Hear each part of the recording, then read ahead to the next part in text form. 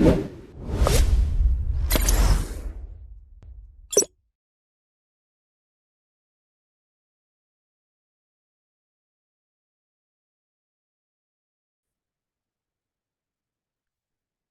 merhabalar. Bir öğlen yemeği etkinliğimizde daha beraberiz. Bugün liderlik konuşacağız. Çünkü liderlik sürekli yeni şeyler öğrenmekten ayrı tutulamıyor. O yüzden biz de öğrendikçe sizinle paylaşmak istiyoruz. O yüzden de Burcu Hanım'ın da söylediği gibi bu öğlen aralarını bu fırsatlarla değerlendiriyoruz. Bugün ne konuşacağız?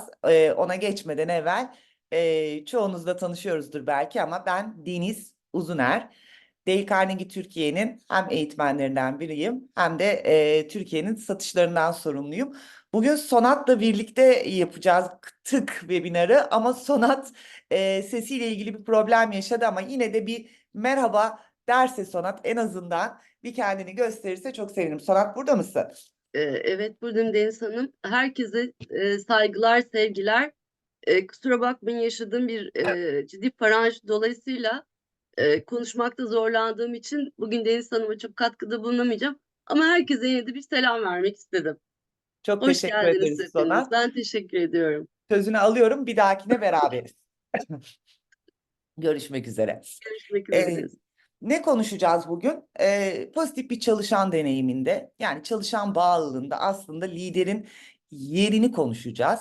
Pozitif bir çalışan bağlılığı yaratılması için çalışanlar liderden ne bekliyor bunu konuşacağız. Bunu konuşurken de sürekli olarak Dale Carnegie Global'in hem Avrupa hem Amerika hem de bizim ülkemiz dahil yapmış olduğu araştırmalardan faydalanarak konuşacağız. Bu liderlik özelliklerini çıkardıktan sonra bu pozitif çalışan bağına ulaşmak için en önemli liderlik yetkinlikleri belirlenmiş ve bunların da liderlerin en kör noktalarına denk geldiği ortaya çıkmış. Nelerdir bunlar? Bu kör noktaları aşmak için neler yapabiliriz? Aslında yarım saatlik webinarımızın konusu bu. Çalışan bağlı ve çalışan deneyimiyle ilgili isterseniz önce biraz konuşalım. Çünkü çalışan bağlılığı ve çalışan deneyimi demek bu VUCA dünyasında, bu zor dünyada, bu sürekli değişen dünyada insanların gönüllü olarak fark yaratmak için kuruma bağlı olmaları ve sürekli katkıda bulunmaları demek. Bunun içinde o aidiyeti, o bağlılığı hissetmeleri gerekiyor ki günün sonunda istediğimiz sonuçlara ulaşalım. Hem kişi olarak motivasyon anlamında hem de doğal olarak finansal sonuçlar anlamında. Baktığınızda aslında çalışan bağlılığında 3 kategoride bağlılık ölçülüyor. Bir bağlı olmayan çalışanlar var. Bu bağlı olmayan çalışanlar sürekli süreci sabote eden, güvensizlik yaratan ve negatiflik tohumları eken kısım olarak adlandırılıyor. Herhangi bir katkıda bulunmadıkları gibi aslında diğerleri için de motivasyon anlamında büyük kayba neden oluyorlar. Hani bir parça mürekkep damlasının bütün suyu kendi rengine çevirmesi gibi e, sadece kendilerinin negatif motivasyonu değil, bütün çalışanların da motivasyonunu kendi taraflarına doğru sürükleme gibi bir riskleri var. Kısmen bağlı çalışanlar var. Kısmen bağlı çalışanlar da ne yapılacağı söylendiği zaman işlerini yapıyorlar. Sonuca değil görevlerine odaklanıyorlar. İşlerini yapıyorlar, paralarını alıyorlar, evlerine gidiyorlar. Söylendiği zaman yapıyorlar aşağıdakinden farklı olarak ama proaktif olarak kendi potansiyellerini gerçekleştirmek, inovatif yeni bir şeyler söylemek, katkıda bulunmak gibi bir istek ve arzuları gözlemlenmiyor. En üst kademede de bağlı çalışanlar var. Hem kurumda kalma süreleri daha uzun, hem kurumun amacını anlamışlar, sindirmişler, kendi amaçlarıyla birleştirmişler. Ve günün sonunda baktıkları da bana verilen görevi gerçekleştirdim değil, verimlilik ve kaliteye katkıda bulunmak ve kendi amaçlarıyla birlikte kurumların amaçlarına da hizmet edip fark yaratmak. Şimdi bu kategorilerle ilgili bizim yaptığımız Dale Carnegie olarak araştırmaların sonuçları Amerika ve global olarak ayrı.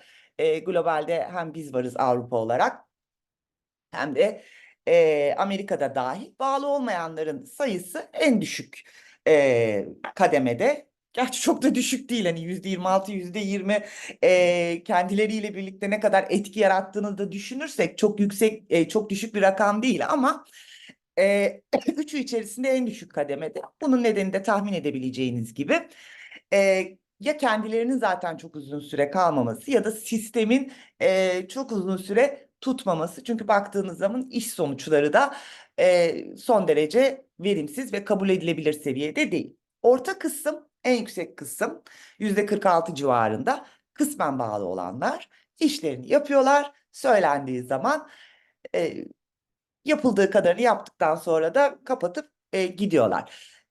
Asıl amaçlarıyla şirketin amaçlarını bir araya getirmiş ve gerçekten bağlılıkla çalışıp hizmet edenlerse Amerika'da %29, globalde %34 gibi bir rakam çıkmış. Asıl şirket sonuçlarına hizmet eden kesimin e, ve çalışan bağlılığı, bağlı çalışan dediğimiz kesimin en üstteki kadran olduğunu düşündüğümüzde aslında ortalama böyle %32, 33 gibi bir kısma denk geliyor. Kalan %70'te ise bağlılıklar düşük. Günümüzün bu zor şartları içerisinde herkesin katma değer yaratmak için ekstra çaba gerektiği bir dönemde tabii hani bu rakamlar ürkütücü bir hale geliyor. Peki biz baktığımız zaman hem araştırmalarda hem de Carnegie'nin araştırmalarında hem de sizlerin de büyük ihtimalle işlerinizde çok iyi gözlemlediğiniz gibi bu bağlılık nelere bağlıdır dediğimizde üç tane ana faktör ön plana çıkıyor ama ondan evvel bağlı olmazsa ne olur çalışanlar? Bir de rakamsal olarak bizim bir araştırmamız var. İşten ayrılma oranlarının yüksekliği, e, finansal olarak maliyetlerinin yüksekliği ve baktığınız zaman zaten üst yönetiminde bunun şirketin karşılaştığı en büyük tehdit olduğunu kabul etmiş olduğunu görüyoruz. Zaten bağlı olmayan bir yöneticinin de çalışan bağlılıklarının yüksek olduğu gözlemlenmiyor. Biz DKNİGI olarak kendi yaptığımız eğitimlerde çok fazla çalışan bağlılığı raporu da görüyoruz. Yöneticinin, liderin bağlılığı düşük, bağlı olan ekibin bağlılığı yüksek. Böyle bir durumla hemen hemen hiç karşılaşmadık diyebiliriz. Neye katkı sağlıyor bağlılık? İşten ayrılma olasılığını %87 daha çok düşürüyor. Çalışan bağlılığı yükseldikçe performans yükseliyor. Ee, insanların yetkilendirdikçe daha fazlasını vermek istiyorlar. Kişisel verimlilikler yükseliyor ve enerjileri daha yüksek oluyor ve geleceğe yönelik, çözüme yönelik çalışmaları da artıyor. Doğal olarak da bunlar şirketin bilançosuna, kârına da birebir yansıyor. İlk başta söylediğimi şimdi gösterebilirim. Peki bağlılık nelere bağlı dediğinizde kurumla gurur duymak, çalıştığı kurumun isminden, ünvanından, yaptıklarından gurur duymak, üst yönetimin şeffaflığına dair duyduğu inanç ve bağlı yöneticisinden memnuniyet.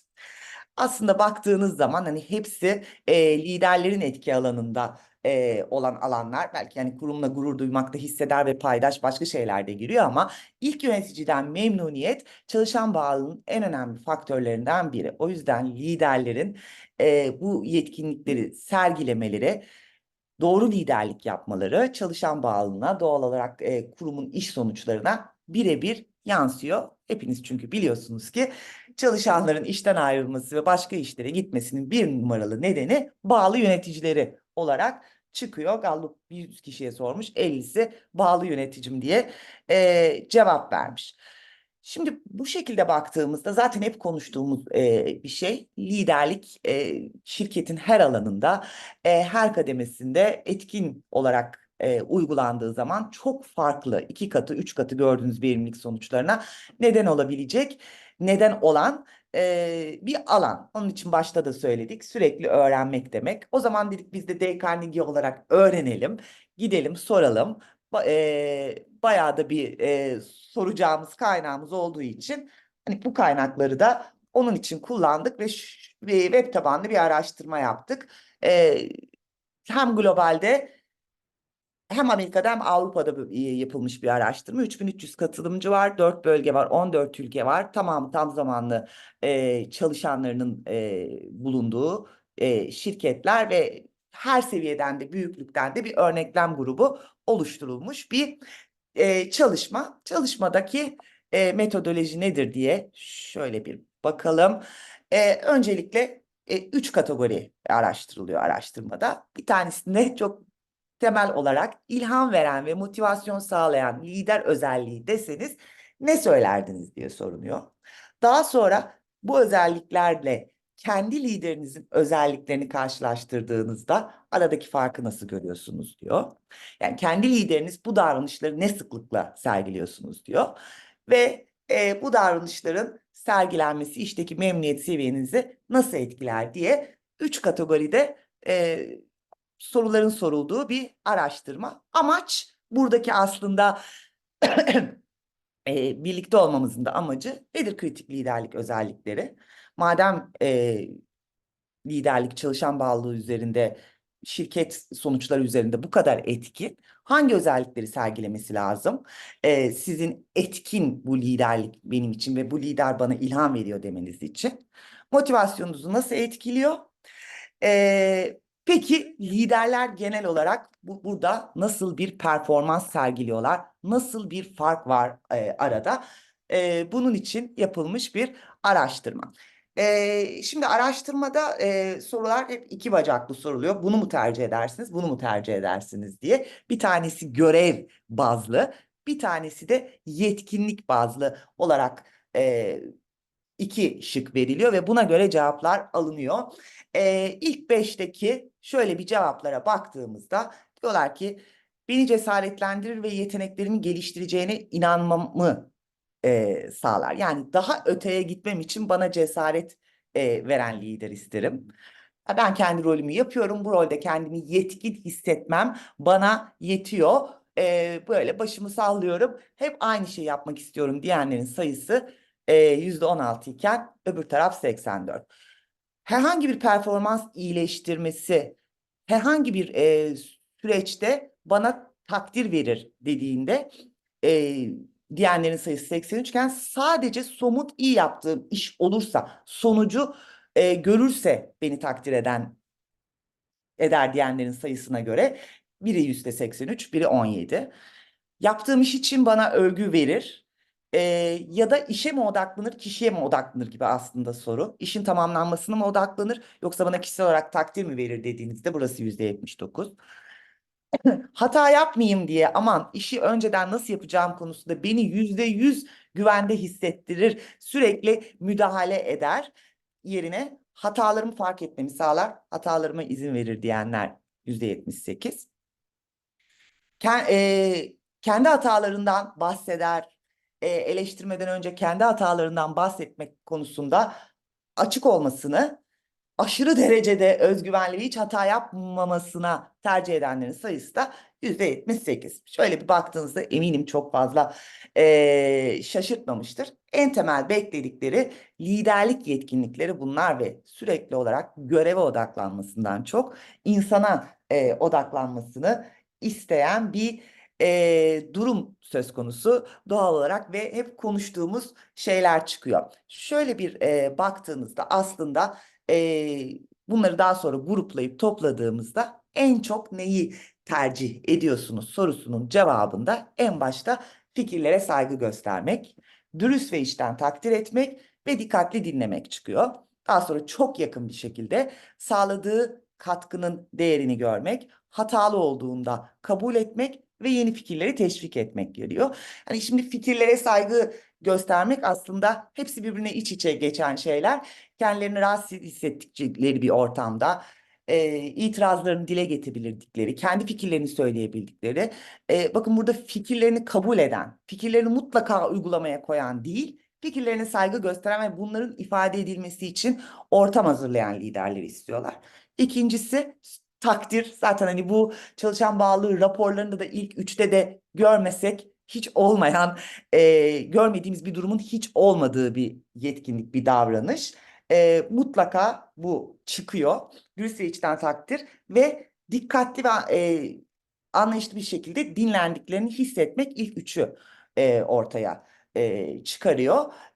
Ve hatalı olduğunda da liderlerin bunu kabul etmesini istiyorlar. Şimdi şöyle baktığınızda işte burada işler biraz karışmaya başlıyor. Peki Yöneticiniz bunları ne kadar sergiliyor dediğinizde bu bir gap analizi. Aradaki en büyük fark %40'la hatalı olduğunda kabul etme konusunda beklentinin çok aşağısında kaldığını görüyoruz liderlerin. İkinci sıra dürüst ve içten takdir etmek. Üçüncü sıra dikkatini dinlemek ve dikkatli dinlemek. Daha sonra sağladığı katkı için değer vermek. Daha sonra fikirlere saygı göstermek ve yeni fikirleri teşvik etmek var. Şimdi biz hani liderlik eğitimleri de ben de ağırlıklı olarak veriyorum. Gerçekten baktığınızda en çok takılınan, üstünde en çok konuşulan, liderlerin kafasında en çok soru işareti e, olduğunu gördüğümüz, hatalı olduğunu kabul etmek, hatasını itiraf etmek ve biz bunu Dale Carnegie'de özgüven olarak da tanımlıyoruz. Nerede hata yaptığınızı bilmek ve düzeltmek için yardım ve destek isteyecek cesareti ve aksiyonu gösterebilmek bizim için özgüven tanımı, ama hatalı olduğumu söylediğimde nasıl görünürüm?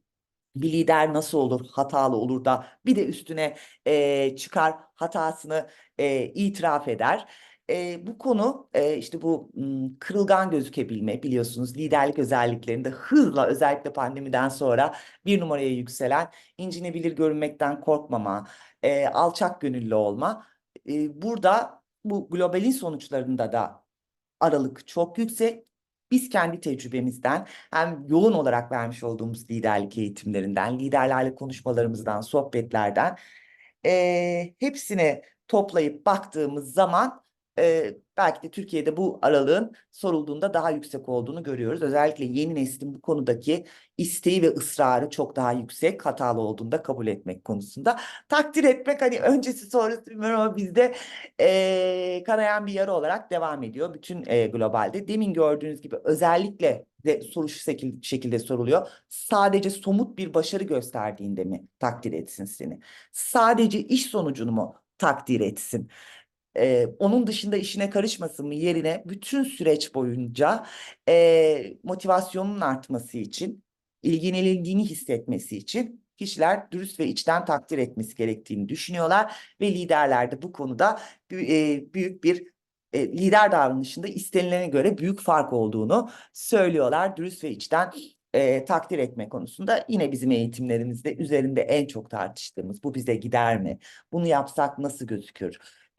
Diye en çok konuştuğumuz, çok da önemli bir tutum değişimi gerektiren bir konu. Dikkatli dinlemek, ilk yine bir numarada beni dinlemiyor diye çıkan, aktif olarak dinlemek, sözünü kesmemek, belki hep liderlerle konuş ama biz çözüm bulmak istiyoruz Deniz Hanım. Bir an önce çözüme ulaşmasını istiyoruz. Bir an önce çözülsün istiyoruz mesele. O yüzden hemen halletmek istiyoruz. Çok acelemiz var, işler çok hızlı, hemen halletmek istiyoruz ama karşındakinin bazen halletmek ve çözmenin dışında dinlenmeye çok ihtiyacı oluyor. O çok atlanıyor, gözüküyor. Bir de çok gelen bir şey bize yine liderlik eğitiminde. Ben onun gözünden ne söyleyeceğini zaten anlıyorum. Hep aynı şeyleri söyleyecek gibi bir takım bilinçsiz kabullerimiz de var. Dediğim gibi belki sıralamaları, ama zannetmiyorum sıralamaları da aynı olmak üzere, bizim Türkiye'de de liderlik eğitimlerinde birebir rastladığımız bir şey. Sağladığı katkı için değer verdiğini göstermek, fikirlerine saygı göstermek ve yeni fikirleri teşvik etmek de mesela en son Deloitte'un 2022'de yaptığı, internette bulabilirsiniz. Türkiye'de çeşitlilik ve kapsayıcılık diye bir araştırmasında en büyük ayrımcılığın diğer ülkelerden farklı olarak Türkiye'de kıdeme ve pozisyona göre, ünvana göre ayrımcılık olduğunu söylüyorlar. Yeni başlamış, iş hayatında tecrübesi daha düşük olan arkadaşlar, kendi fikirlerine çok az saygı duyulduğunu, bu konuda üzerinde bir ünvan, bir kıdem, bir tecrübe olmadıktan sonra fikir anlamında, süreçlere ve karar alma mekanizmalarına dahil edilmek anlamında ya ayrımcılığa uğradıklarını ya da bu konuda ayrımcılık yapıldığını gözlemlediklerini belirtiyorlar %78'le. O anlamda da fikirlere saygı göstermek ve dikkatli dinlemek hala çok yol almamız gereken meseleler olarak gözüküyor. Bu davranış sergilerse çalışan memnuniyeti direkt olarak %65 oranında artacağını söylüyor çalışma.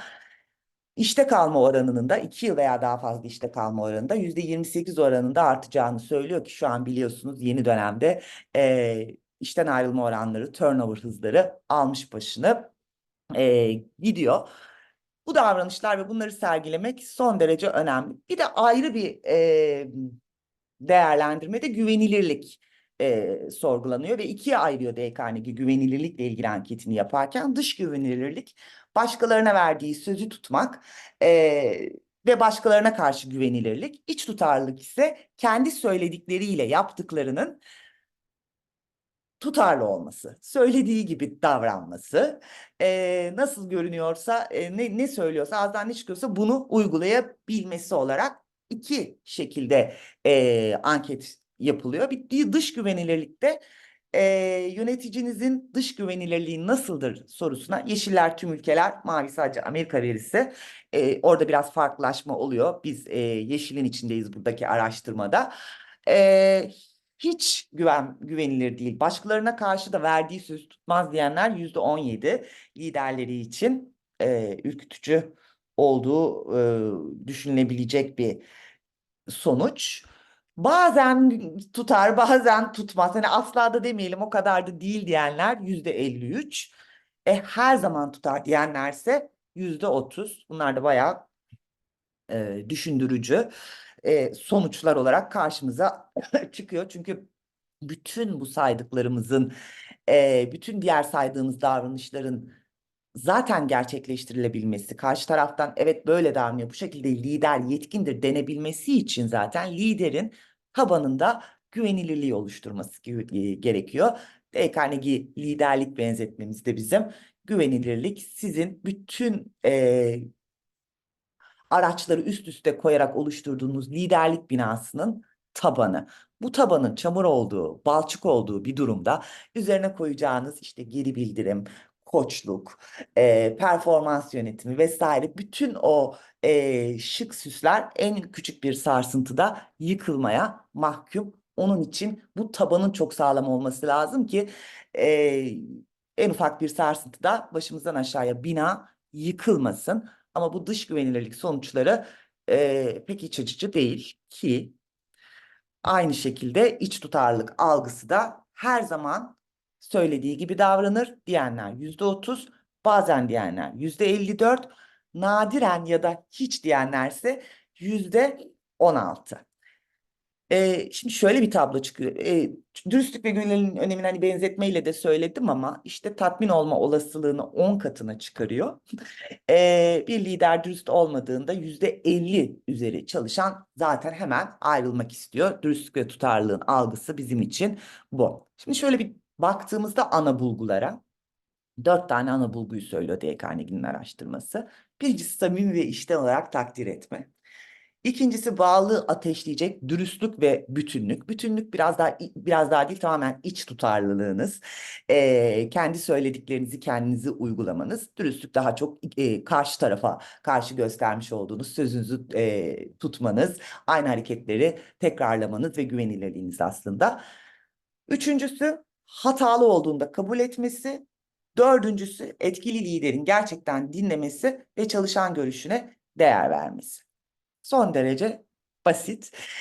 Gelin görün ki mesele birazcık şuradan kilitleniyor. Birazcık değil, bayağı. Kör noktalar dediğiniz zaman da liderliğin en kör noktaları da bu dördü. Kör nokta biliyorsunuz. Şöyle koymuş muyum?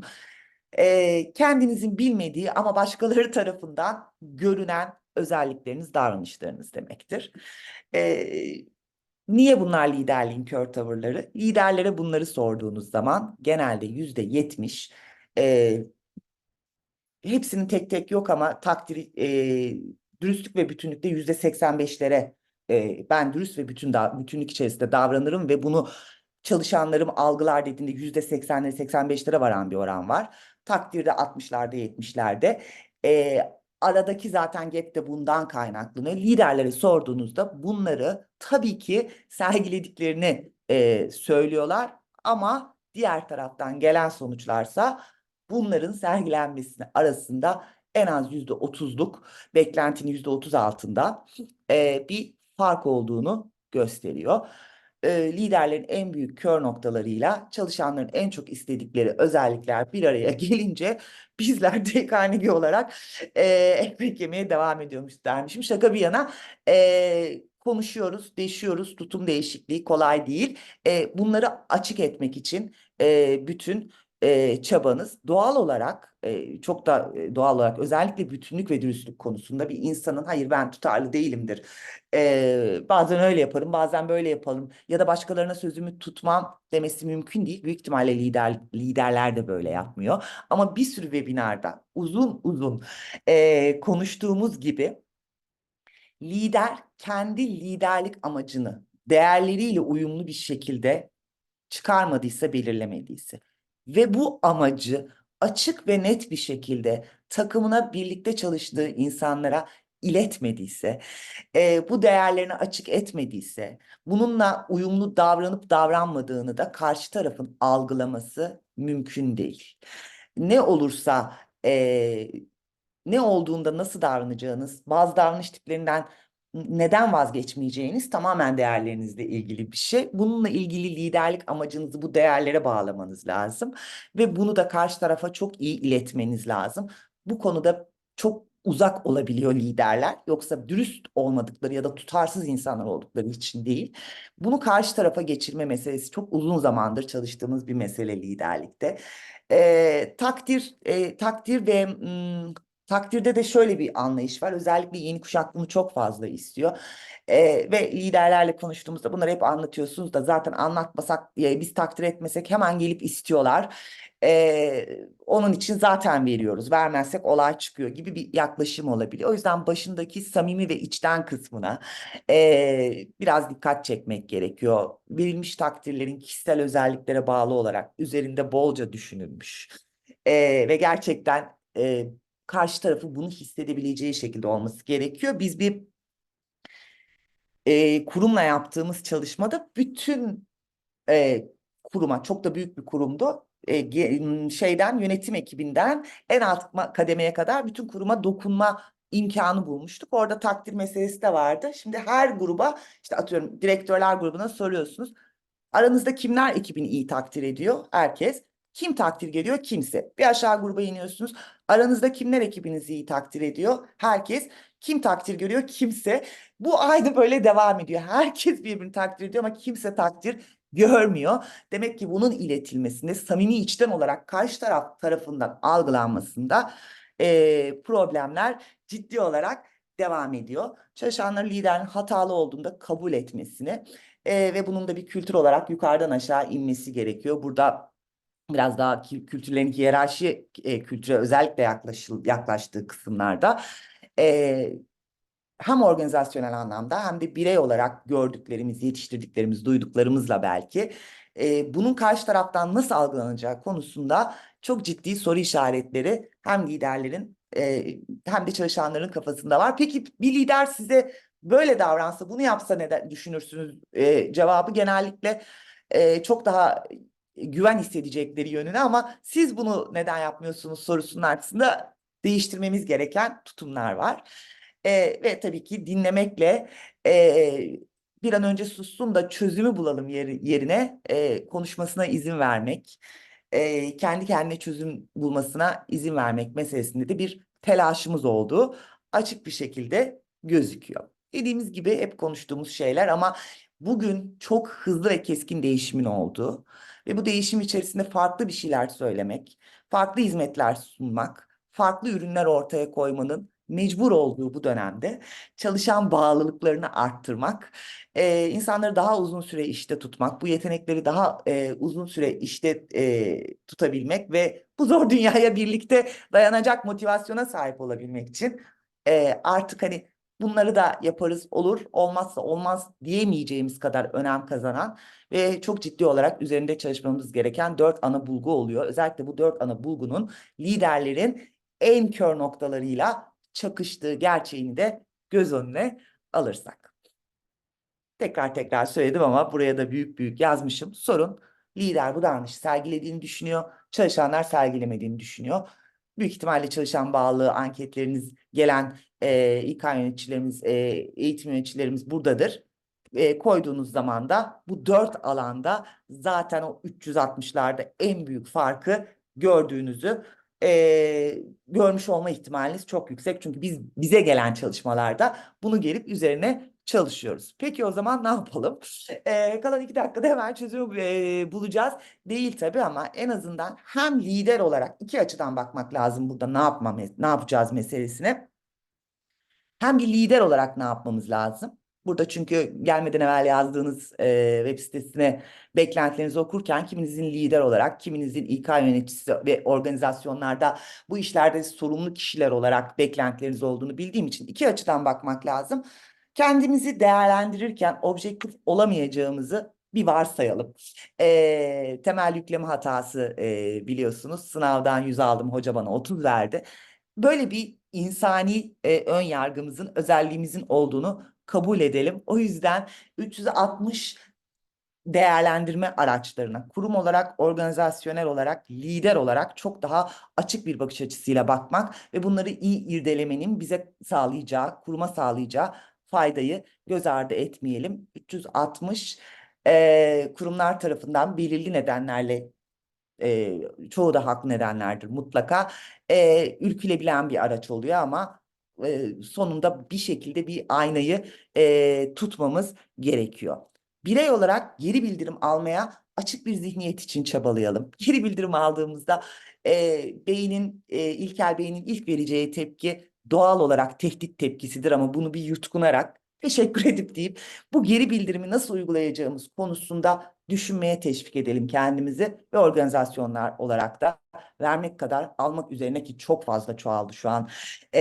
Bizde geri bildirim alma eğitimleri kurumumuzu, organizasyonumuzu geliştirmeye çalışalım. İleri bildirim, geri bildirimin de bir aşama üstü. Bu kurum kültürüne girdiği zaman, yerleştiği zaman zaten sadece bu yetkinlikler değil, bir sürü sorunun daha hızlı çözülmesi olası. Nedir ileri bildirimi? Kimsenin size geri bildirim vermesini başlamadan evvel kör noktalarınızın neler olabileceğini çıkarıp ben bu konuda ne yapmalıyım diye önce sizin gidip o bildirimi karşı taraftan istemeniz ki bunu biz yaptığımız çalışmalarda üst organizasyondan başlatır. İşte yönetim kurulu, direktör, genel müdür bunları ileri bildirim isteyerek başlarsa çok daha hızlı kültüre katabildiğimizi gördük. Birey olarak da lider olarak da ben hani kendi liderliğimde çok az kullandığım kurumsal hayattaki liderliğimde çok az kullandığım bir metot olduğu için e, lider olarak da bunu hayatımıza katmanın büyük fark yaratacağını düşünüyorum. Rutinleri kırmak, bu da zaten gelişim zihniyetinin bir parçası. Çok eğitimlerini yaptığımız organizasyonlarda çok çalıştığımız bir konu. Yıllardır bu işleri böyle yaptık ve o yüzden buraya geldik. Böyle yapmaya devam etmek çok akılcıdır diyor konfor alanının içinde kalmak isteyen zihin ama hayat, dünya o kadar hızlı değişiyor ki rutinlerimizi kırıp artık işleri farklı yapmayı da risk alarak, cesaretlenerek değiştirmek lazım. Marshall Goldsmith'in dediği gibi bizi buraya getirenler buradan ileriye götürmeyecekler. Bizi buraya getirenler için teşekkürler.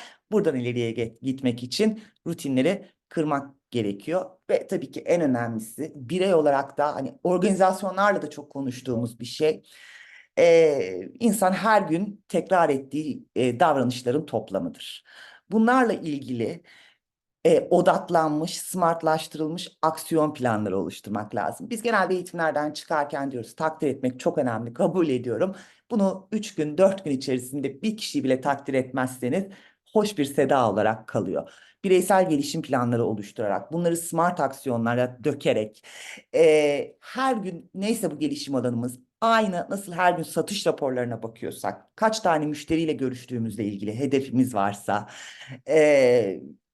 kaç tane geri bildirim isteyeceğimizle, kaç tane ileri bildirim isteyeceğimizle, kaç kişiyi hiç kesmeden dinleyeceğimizle ilgili de hedeflerimiz olmalı ki her gün yaptıklarımızın toplamı bizim alışkanlıklarımız ve davranışlarımız haline dönüşsün diyorum. Bu konularda çok daha uzun uzun görüşme arzumuzu tekrar belirtiyorum. Hepimizin burada mail adresleri, isimleri, kurumsal gelişim ekibi olarak burada nasıl hepinizin de farklı farklı çözümlere ihtiyacı vardır, sorular çoktur. Biz her zaman sizlerle görüşmekten son derece mutlu oluruz. Bu arada liderliğin kör noktaları diye Bunların derli toplu bir rapor halinde internet sitemizde de bulabilirsiniz.